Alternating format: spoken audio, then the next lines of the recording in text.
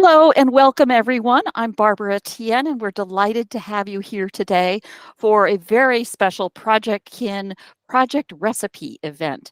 This time I'm delighted to welcome a dear old friend of mine, Kathryn Graven, who today is a published memoirist as well as a career as a journalist, a teacher, artist, weaver, all kinds of wonderful media and creativity.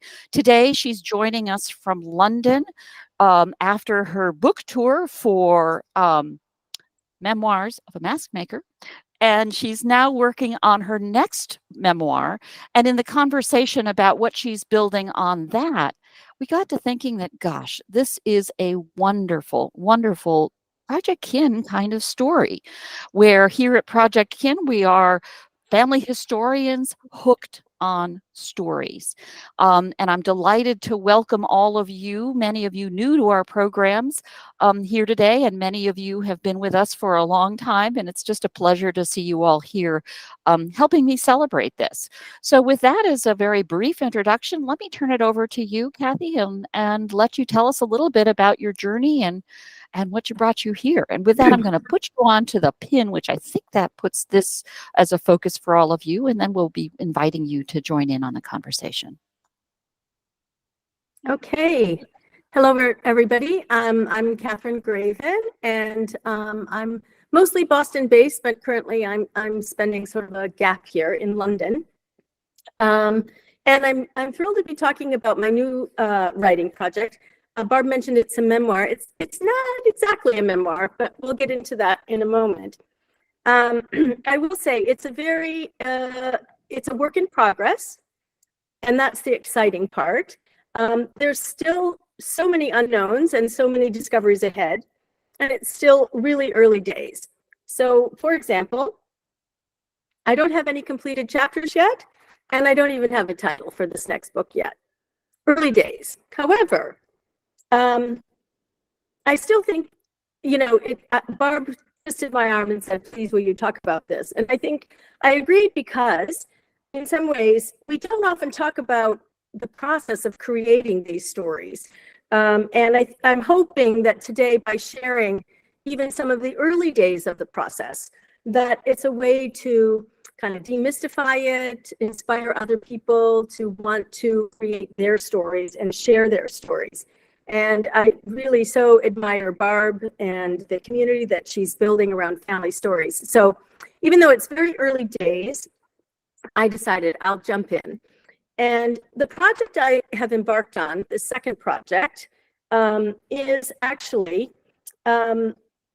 it's the theme is to turn a treasure trove of my grandmother's letters, and she was my paternal grandmother, is to turn a treasure trove of letters from my paternal grandmother and her adventure to India as a teacher in 1923 to 1926 into a published general interest book. That's the goal. And yeah, that's kind of a big goal, and we'll break it up in a little bit. I think the key to starting is to see if you have a good character. And some families, as you tell your stories, or you look into your letters or the photographs, there's a lot of colorful characters. There's a lot of boring characters. There's a lot of, characters that might need exploring, research on, all kinds of things. But ultimately, you kind of have to come down to, do we have a good, solid lead character? And if you're a novelist trying to take family stories and turn it into a novel, then you just need to have the bones of something where you could invent a good story. So luckily, this is actually the easiest part of the project that I'm doing. I have a woman named Helen Davis Graven, and she lived from 1901 to 1995. And she was an important character in my first book. She was the woman who stepped in to help after my mother died when I was 5. Grandma was well educated, she was curious, she was sharp, she was loving, and she taught me the most important things, life skills that I've carried with me to today. She took me to the library, taught me how to cook, how to sew. But my memories of her are mostly of a gray-haired widow. She aged well and gracefully, and she loved to go swimming, and she never missed a chance to go swimming even into her 90s. But what's really exciting for me in this new project is that when this next book will take place, she's a 22-year-old young woman from Minnesota setting out on a great adventure to live and work in India for 3 years. And so one of the things I'm just really loving about this project is that I'm getting to know my younger grandmother. I'm 64, and she might have been that age when I was her granddaughter. But now I'm getting to know the younger grandmother, sort of the ups and downs of a crucial period in her life when she was leaving home and before she was starting a family of her own. And it turns out I'm really fascinated with this stage in women's lives. I do think it's kind of the beginning of they're trying to find their own voice, they're making choices, they're having crises, they're trying to find some confidence. And I've been just learning that, my very assured grandmother, actually as a younger woman, wasn't always just so sure of herself. And I do think that this period of life, another reason I'm fascinated with this is that I think it comes to explain for me why and how she walked so tall the rest of her life. And so I love my main character. I loved her in real life, but also as a character in a book, I think she's a very strong character. So this gift of all my grandmother's letters, and these are letters that were saved in the family, from her letters to her parents, her parents' letters to her siblings, and of course her beloved fiance Henry Graven, who later became her husband and my grandfather to be. These letters arrived as a sort of family gift inheritance while I was working on my other book, and they were a mess. They were just in a big box, and and we're talking hundreds and hundreds of pages and letters over 3 years. And she wrote every day, every other day. And one letter is not just like one front and back, it may be 10 pages. So there's a lot of material here, which is super exciting. And for somebody also like me, a super challenge. So anyway, I got these letters and I didn't really know what to do with them. And then while I was writing memoirs, and there was a bit of a, like, oh, am I ever going to get this book published? And am I going to finish this? And writers sometimes wander off the ranch. And I thought, well, maybe I shouldn't do my book. Maybe I should do this book. So I started reading the letters and I got very absorbed in them. But they were a mess. And my husband helped me sort of sort and organize them, at least by year. We got chronologically from 1923 to 1926 sorted out on one of our beds. And I loved reading and I loved this character. But then I was like, okay, but I don't know. This is too big of a project. I'm going to go back to something I know, which is myself. So I went and actually finished the book Memoirs of a Mask Maker. Anyway, I've kind of learned that in doing the first book, one of the questions people ask you barely finish your first book, and they're like, well, what's next? What's next? And I was kind of like, what's next? I don't know. So part of this past year, while I've been out doing book talks and stuff on the first book, is to really ponder that what's next and to see if I could come to some clarity and decision making on that. And so I think that I landed on this one. I came back to this one. Somehow this character of Helen Davis Graven, a young woman from Minnesota going off to India 100 years ago, just hasn't left me. But I've doing things a little bit differently this time. One of the things that I'm doing is that I'm taking time to read and to dream. And I think a lot of writers skimp on this, and I'll get to a little bit why I think this is important. Now, we get an idea and we get so excited and we just want to jump right in. And I think family stories are really like that, because we think, oh, we know these people. Yeah, I know these people. I know some of these people. Okay, we're going to go just jump right in. And I think that can be a bit of a mistake, because once you start writing, if you're going to write a book, once you start writing, you really want to be in the kind of writer's head. And so what I like to say is, I spent some time on this one reading about the time period in America, in India, about missionaries, about teachers, about what was going on in America at the time. I really want to get a sense of the time period for me. So in my grandmother's case, we're talking again 1923 to 1926. Well, there's some really interesting things that were happening then. America had just recovered from the worst influenza. The Spanish flu was just ending in 1920. Women, white women, not Asian, Black, and Native American, but white women, for the first time, got the right to vote in 1920.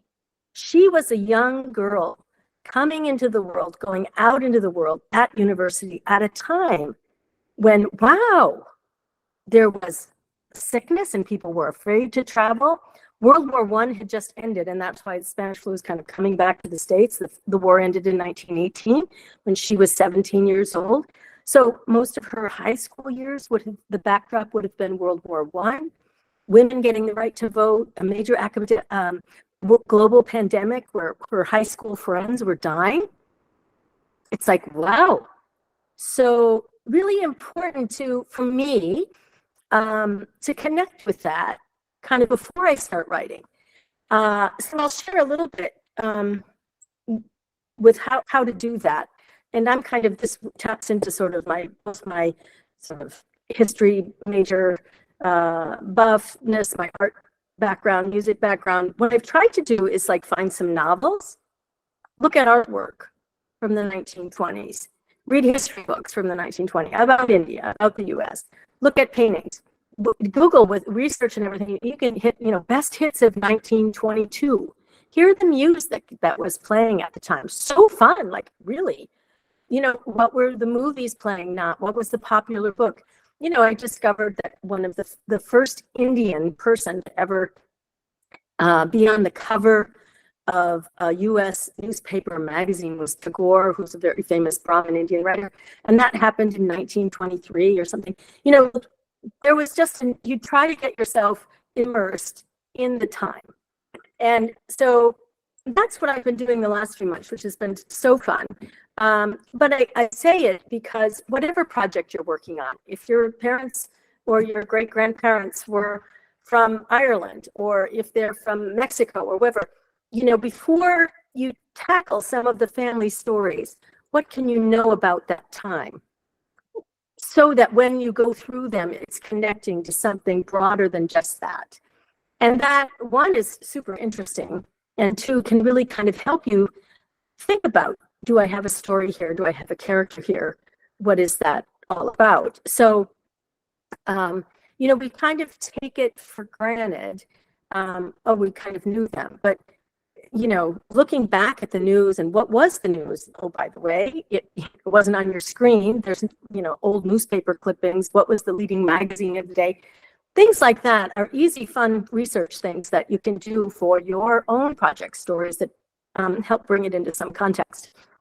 In my case, one of the things I did was I found a lovely novel that was called The Widows of Malabar Hill by Sujata Massey. And it was the story of one of the first female Indian lawyers practicing law in Bombay in the 1920s, which I'd never even heard of this, like an Indian lawyer in Bombay in the 1920s. This is where the novel's set. And it wasn't directly related. My grandmother didn't live in Bombay, though I recently went to Bombay and that's why I wanted to read about Bombay at that time. But it's just an example of, we can find in novels and other stories. I found another really interesting book that takes, it's called Small and Deep Nights by Tishani Doshi. And it's a lovely story about what's going on in Madras. And my grandmother was based in Madras. And so just reading books about Madras that have nothing to really do with anything, but to start to see, well, how does another writer capture Madras, think about Madras? How do they characterize it? This is kind of the rich groundwork that I'm doing now that's been super fun. And I think people tend to skimp on this. As I said, they don't give this portion of their project time enough time. But I think it's really rich. It can really help you. And it's already been super helpful for me, as then when I read my grandmother's letters, I can link it to something else. I circle something that goes, oh, wow, this is crazy. Like, who knew? And you have moments of discovery. So I like to call that the think and dream time, and read widely. One of the other books I came across, actually was given to me when I was in India in January, is a book called Knowing What We Know by Simon Winchester. And he's kind of an erudite kind of historian, whatever guy. He talks about how knowledge is transferred from ancient times to modern times. And I read this book and I was completely gripped, partially because it helps me understand in the context of history the importance of letters as documents. And those of us who have family letters, photos are the same, but these are documents of history. And how do we think about that? And what do we do with them? How do we care for them? And I know you talk a lot about that, of digitizing and how people organize and all that. That's really not my specialty. But if we put it in a really big global lifelong context of how, aren't we happy that certain people save certain things over time because they offer clues to what happened before? And so I recommend, if you're interested in just how we know what we know, Simon Winchester's book. It's been really thought-provoking for me on this project. And the other thing I really liked about Simon's book is he had a really interesting quote about travel and curiosity, which is kind of what we need for knowledge. And he says, travel is essentially a child of curiosity. Even when a journey is taken for reasons other than exploration, a curious mind will inevitably be diverted by an irresistible need to acquire knowledge en route. In other words, I have a lot to learn from Helen. She was a traveler. She was a single woman traveling to India. What was it like to be an American woman in colonial India? She had her eyes on a place and a people who were just beginning to plot their fight for independence. Travelers are witness to a time in history. And so I guess that's one of the things, if you think about your letters or your photos, often people write letters, send postcards, take photos when they're on a trip. And mostly maybe they're seeing sights and maybe they're eating food, but embedded in these stories are moments in history. And if we're open to them, we can, they make it kind of even all the more rich. So, yeah, I really have really enjoyed that book. So that was a nonfiction book. So I kind of read widely, the nonfiction, fiction. Eventually, however, you do have to kind of rein it in. And there is a fine line, I'm sure, between exploring and dreaming and procrastination. So we do reach the point where, like, okay, well, now is the time. And you have to sort of decide on the scope of your project. So what was I going to do with my grandmother's letters? Was I going to write a family essay? That's a good idea. Sort them and pass them on? I don't know. Give them back to my cousins and say, here, do with what you want. Would they be a book? Am I the one to write this book? Like, why me and the whole family of things? What kind of book? These are all questions that you need to figure out. That's the rub. So for a while, I just went back, as I said, I went back to finishing my other book because this was way too much for me to decide. But I really have come back to my grandmother's letters, and I've decided that I am going to turn this into a book. And my goal, and I kind of have this invisible thing on my forehead, you probably can't see it, is that I'm going to write and publish a general interest book about an adventurous American woman in India 100 years ago. Now, why do I say that? Because I think sometimes it helps us if we have a little card or a little mission statement or just a little something we can come back to that says, this is what I want to really do. Because, you know, I went to coffee with a friend, and I love my friends. I love going to coffee. And this woman said, oh, you know, this should be a young adult book. You're a YA author. I was like, YA? I'm not YA, like young adult. People are. Me? And then you kind of think, well, no, I don't want to, you know, close the door on anything. Should I be a young adult author? Should I aim this for teenage girls? And then it's like, no, I came back to the thing on my forehead. No, this is the general interest book. I am that kind of writer. That's who I am. It's not a book for children, right? It's not this. So sometimes you have to decide what do you want it to be. None of those are bad ideas, by the way. It could be a children's book. It could be a coffee table book. You know, sometimes all photos and letters and a beautiful coffee table book. All of those are excellent projects. Maybe it's a multimedia online thing. Maybe it's a little movie, a short clip, whatever. The key is to kind of make your decision of which lane you're going to be in and try to stay in that lane, because otherwise you can kind of go down some really crazy side lanes, and all of which is okay. But back to your goal, I'm hoping to actually make this into a book. So at some point I need to kind of define what I want, stay in my lane, and get going, right? So deciding your project scope. So another thing I decided to do on this project that I did not do or need to do for my other project was to hire an assistant, a research assistant and scanner. And this was a big step, actually, to like hire help, because it kind of told me, well, okay, this is going to be a different kind of project. I'm actually going to try to resource this and make this happen. And part of doing that is accepting like who I am. And those of you who know me out there, I'm not an organizer gal. Nope, not. It's not happening. I'm kind of an ideas person. I like to write. I like to think of scenarios, and I get really lost in the woods of like sorting and organizing. So the best thing I did was I hired a young woman who has a history degree, who works for a nearby genealogical society, loves archiving, loves that whole field, and was eager to kind of be an intern for somebody working on a project. And I was like, okay, this is great. This is wonderful. So I hired this gal, and she scans away and digitizes away, and she's actually genius.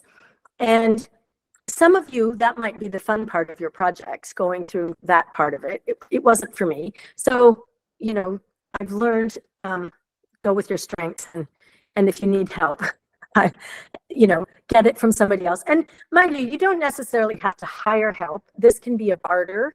It could be an exchange, right? I'll cook you dinner, you scan some letters for me, or people who like to scan, somebody else could be your proofreader. I mean, it doesn't have to be a monetary exchange necessarily. There are many ways that people in this community work that.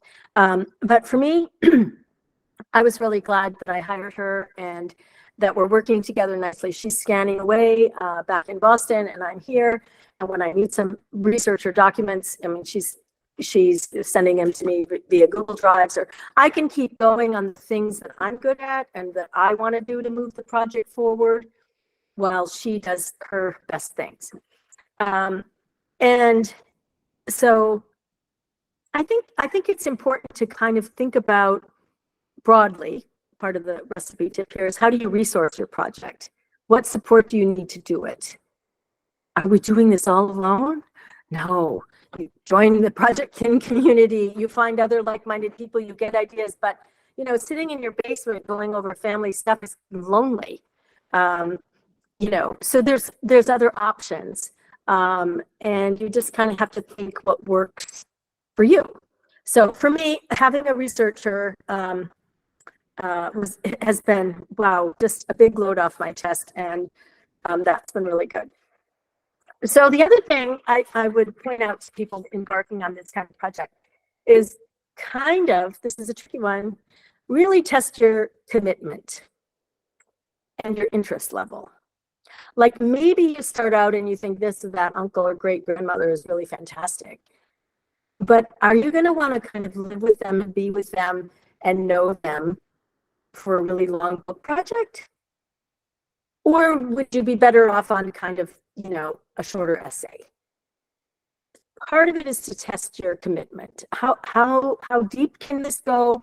And how deep can you go with the project, given your own life, your time frame, your interests, what else you want to do? Do you have 5 other of these projects you want to do? So really, let's just get going and get some of them off your plate. Or is this something you're sinking deep into? I've made the decision that I want to sink deep into this one. Yeah. So but, and this was a big but, I've made that decision, but I'll back up a little bit. In order to test the proposition, I decided it would be a good idea to go to India. I've been to India.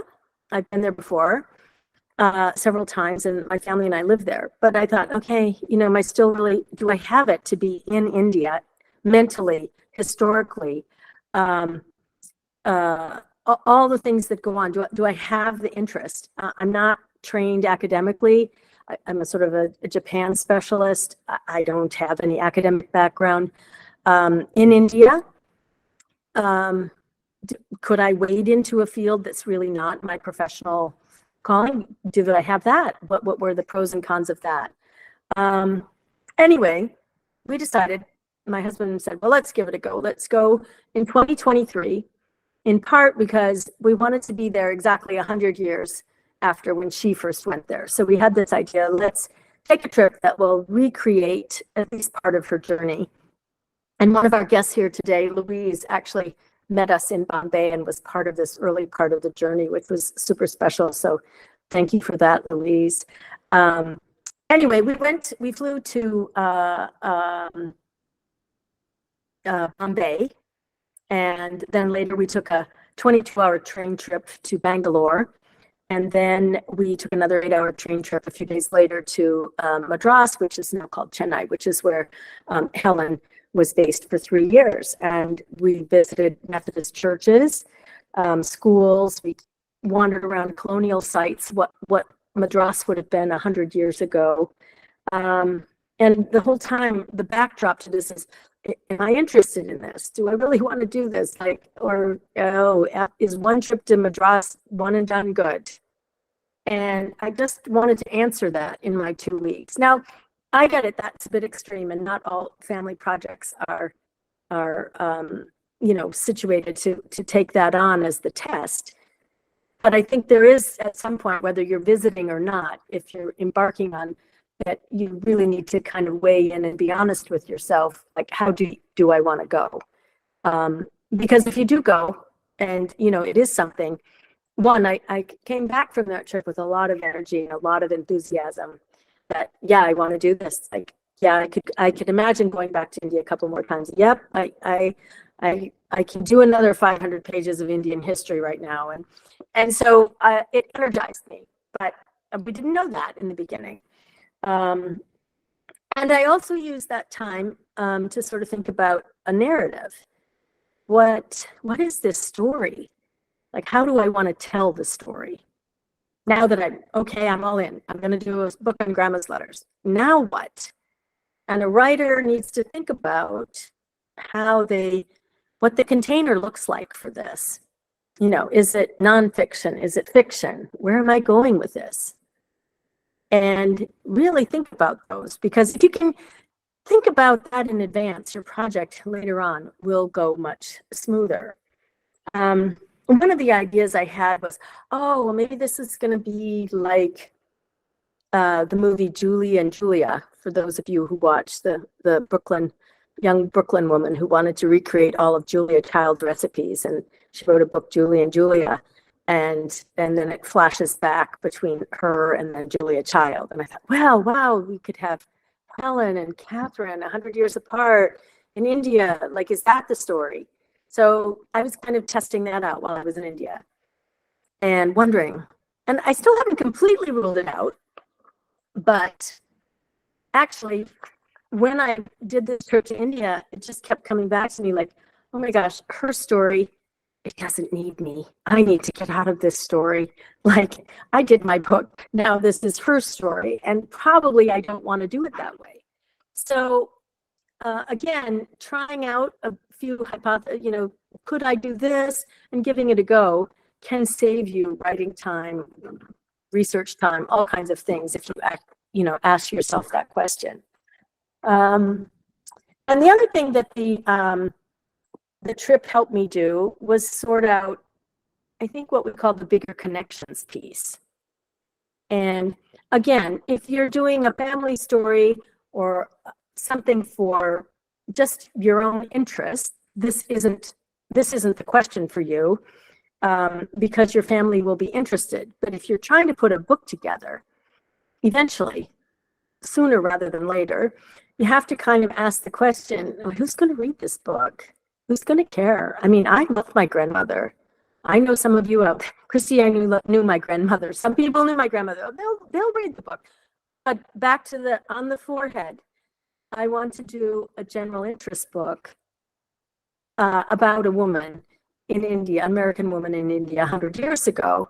If I'm aiming for that, I need to have some reasons why somebody else might read this book. So the trip to India was very helpful in sorting that out. I can see that the role of teachers in India is very important, visiting schools.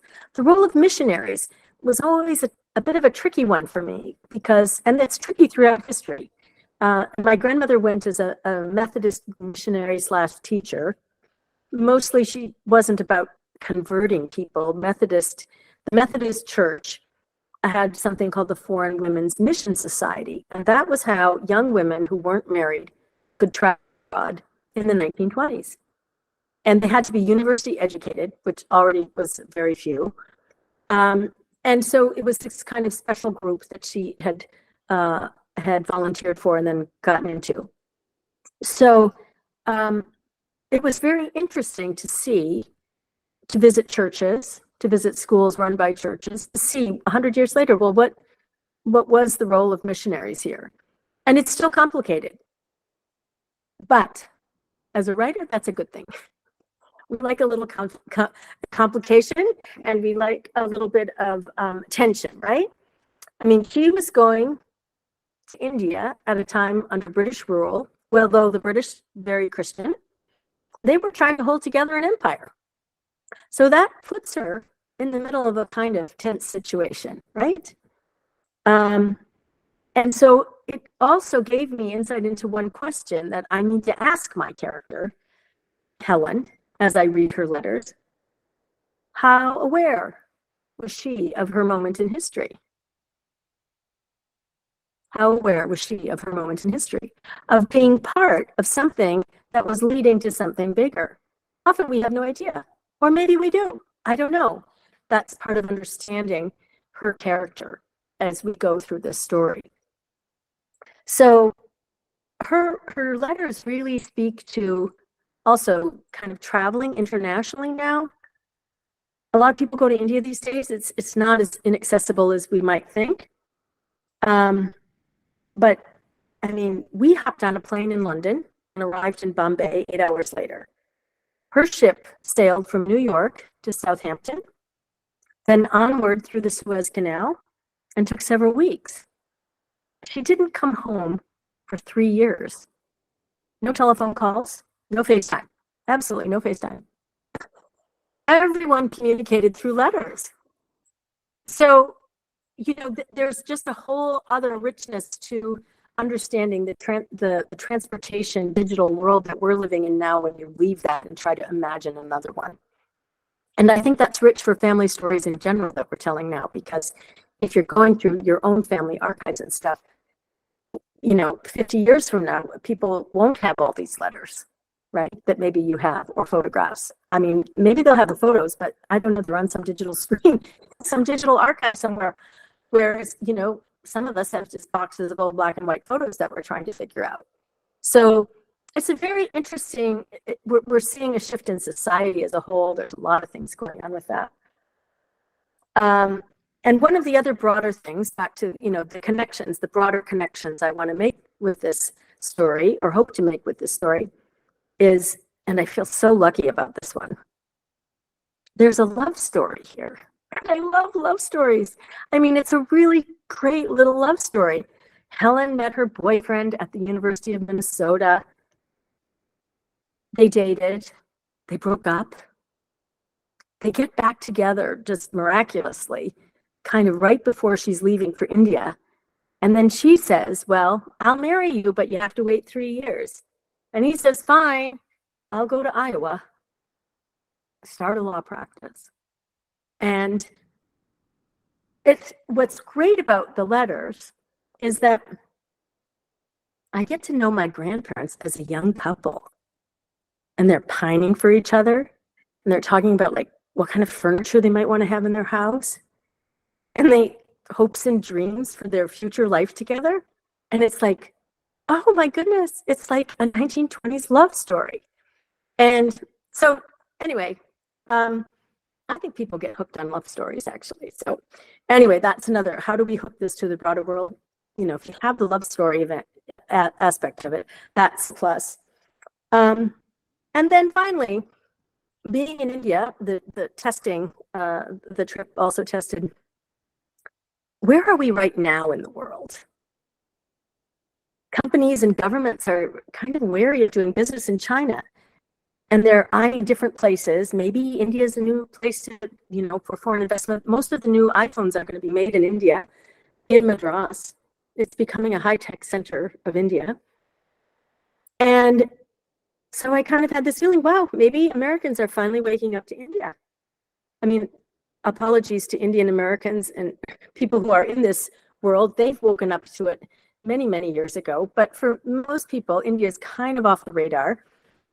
Maybe they're waking up to it, and just maybe they might want to know who else has gone to India and what did it mean to them. So in the journalist world, we'd sort of call that a good hook that connects it to now. Not that the story is now, but there's a reason why now people might care about a woman in India 100 years ago, with a nice love story and a little bit of adventure. So anyway, I'll kind of wrap it up. I think I've told myself I'm going to give myself a couple years to work on this book. It won't be as long as the last book, but it's going to be a very different sort of project.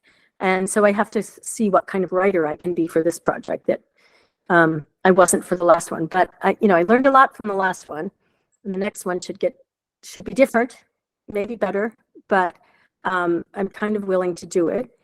And I'm hoping that, it's going to be a go. My final thing, and I don't want to take up too much of the time, people wonder about the craft of writing sometimes, or how would you now? Okay, how do we take all of this and be like, okay, now we're going to do a book? Big idea. I found a really good book. It's called The Anatomy of a Premise. It's by Jeff Lyons, and he's like a screenwriter, novelist, writer, coach person. But his book they call The Anatomy of a Premise, which I saw online now, is super expensive. So maybe try to find it in a library. It's a thin little paperback book. It's like not a big one, but it's pretty genius in that it helps you think through your storyline and what is a storyline and what needs to be there before you start writing. So you kind of have a little bit of some guardrails and some ideas of where to go. And I think if you're doing even a family project, it could be helpful, because for the craft of storytelling. We want to hook and engage readers. We need to have a plan, but we don't need to give away our plan. But we as writers need a plan, right? Just to kind of wander off the ranch is difficult. You want to hold your story together. So what he says is what a story premise is. It's the container that holds your story's right, true, and natural structure. So I kind of believe in that a little bit, that each story has a natural way it might want to be told. We just have to figure out what that is. What fits for the story? What's appropriate for the story?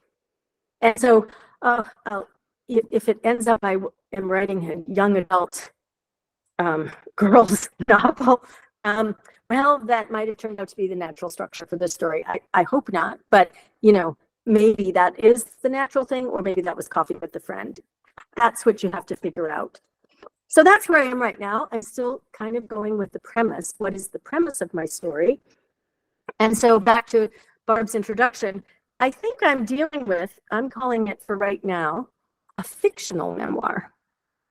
So a fictional memoir. It's not my memoir. That's kind of going to be my grandmother's memoir if she had written it, except I'm writing it. I talked to some 25-year-old recently who said, oh yeah, the genre bending is in. I said, oh really? I had no idea. Anyway, so I think it's a fictional memoir, and I think Helen's story can stand on her own.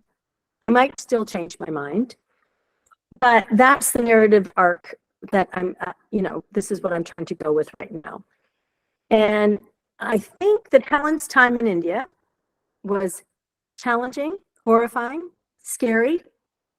At the same time, it was really heartfelt. It was lovely. It was affirming and very gratifying. Mostly, I get to see the narrative arc of my grandmother growing up in the world. And so I'm holding on to that. And as soon as I have to start writing, and that's where I am. That's the messy process of the book writing. So I would say not everybody needs or wants to turn their family story into a book. Barb asked me to talk about it because I made the decision to do a book. But I mean, I'm so envious of all the other ways you and your community are figuring out how to tell family stories. I mean, it's incredible. But I'm a journalist by training. I'm a history student academically, and I never really get tired of traveling. So I guess this kind of book project is the project for me. Which brings me to the final idea. I think we all have stories to tell. I hope you'll keep telling them and looking for really interesting ways to do it. And it's just to find the project and the scope that taps who you are and what your own strongest interests are and talents. Because I think the one thing we could probably all agree on is that these kind of projects take so much time, a lot of patience, and really abundant love for the families that we're writing and sharing about. So Barb? Thank you, Kathy. That's just brilliant. I think that is so spot on to what we are looking to accomplish. And you've already answered my first question as a follow-up, which was how, when you're crafting a story with a hook and tension, do you stick to the fact of knowledge of what really actually happened, or what you don't know, that whether it happened or not, or make it up? And I think you've answered that in terms of defining the characters, but allowing it to be a fictional memoir. I think that's where this one is now. I'm not trying to make it a strictly nonfiction book. I mean, it's like a novel, but really based on these letters. But I don't want to. I'm a memoirist, so I don't even know how to call myself a novelist now. Like I think you can call yourself a novelist when you've written a novel, which that sounds very intimidating for me. So I can approach this project by saying, well, I'm a memoirist, so I can understand how we get to a memoir voice. And so that's a beginning place for me. But but there is, as I said, I talked to a group of writers recently, and they did say, well, there is such a thing as fictional memoir, which isn't the same as a memoir, which is supposed to be based on your true feelings. So fictional memoir is probably, it's just a really subset of novel, but I'm not calling myself a novelist yet. Thank you. I'd like to go ahead and hit the unmute button. And Karen, go ahead and answer a question, ask a question. Oh, you know I'm all over this, Barb.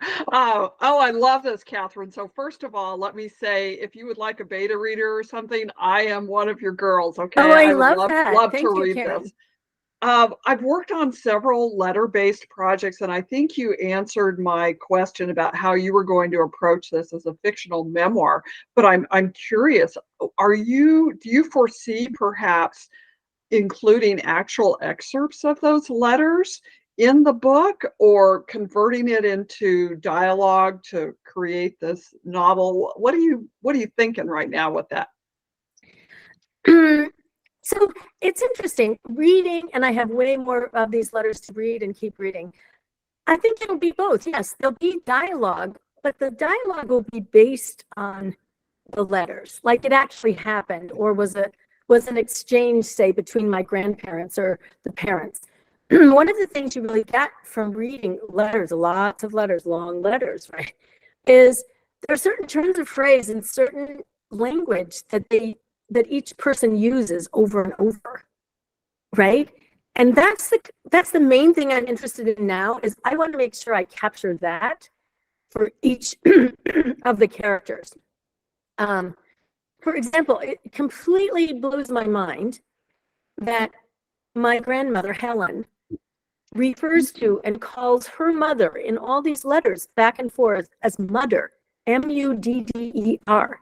Now, my grandmother was a very precise, educated, like not slang kind of gal. The time I knew her, why did they call her mudder? Like mudder seems so muddled to me. And she also had certain phrases that she used over, like when she was hungry. Oh, I ate heaps. I ate heaps at the luncheon. Heaps? What? I never heard her say these words. So I'm really paying attention. And my grandfather's he ended up becoming a federal judge and was very esteemed, and had a photographic memory and read, and was like, everybody thought he was Mr. Smart. And you read his letters. No, he was up to some mischief. And so I want to kind of capture, I think it's more important at this stage for me right now, is capturing the voice through their words of the characters, so I can get the characters right. I want to know, like, what are the things that really upset my grandmother? And if that means, okay, I borrowed the dialogue where she's, Dear Henry, I haven't had letters from you for 5 days, what's going on? Then I want to be able to write like that, right? Or whatever the tone is. And there is that. Some of the letters, besides not even talking about the weather, she's just pining for letters. And okay, I'm not going to write that a whole book of just quoting letters that, like, say, please write to me. Where's the mail? Have you gone? Has the boat sank? Or no, that doesn't move your story along. But you do with this. I have 3 years worth of letters, and and honestly, you get the characters. Like her father. Oh, I'm almost like, at some points, I'm like, oh, my great grandfather, what a nightmare this guy was. He would write to Helen these very things about how to do a business and manage a business and mind the family and basically economics of business in America. And I'm thinking, what? Your daughter's in India. Why are you sharing this? Like, I don't understand. So everybody has their different characters. So long answer to your question, Karen. There will be dialogue. And I can lift from the letters easily. There are some parts where I read the letters and I think I could not improve on this. I mean, there is a beautiful letter where she's actually sailing on her ship across the Atlantic, and she just writes, my dearest beloved Henry, why are you not here? The waves are this, the sea is beautiful. I am about to go out into the world. Why are you in Iowa? And I'm thinking, wow, like, you can't make up that dialogue. That works for me, right? So I don't know. I think I rephrased the question a bit different, and I'll probably get to your thing. It'll be a mixture of, yes, I can quote liberally from the letters. One thing you can know is that, if anything has been in the like public domain for over 100 years, you can use it without having to get permissions. And all these people have been long passed away, so I'm just hoping they were giving me permission. But I kind of think that all these letters were saved and kept, and written, saved, and kept for a reason, not to sit in a box. They're kind of a gift that was given to me to make it happen, and I'll just try to do the best I can with what I've got, which is different from them. But they're all, there's some, not so nice characters. And, I really don't like my great grandfather at the moment. He was very, just kind of made her feel bad for leaving the family for 3 years. And basically my grandmother was the oldest of 6 children, was running the house because her mother was kind of overwhelmed with so many babies. And so, this was my grandmother's ticket out. And her father kind of lets her know in a lot of the letters that she's kind of, even though she's serving the kids in India, she should make sure that she writes her little brother and encourages him in his studies, because family should be more important than the people in India. And you're like, really? I don't know. I don't think I would have liked him very much, but we all need characters like that in the book too, right? Somebody that you're like, really, he doesn't get it. So. Thank you for sharing. This is just going to be such a great read. And like you said, you're immersed in it for a couple years. I can hardly wait to read it. Oh, thank you, Karen. Appreciate it. Anybody else? I'm just going to speak up. I'm Kathy's longtime childhood friend, Christy, but I just got back from 2 weeks in Hawaii. And the quote you said today, Kathy, really resonated, because you said travelers are a witness to history.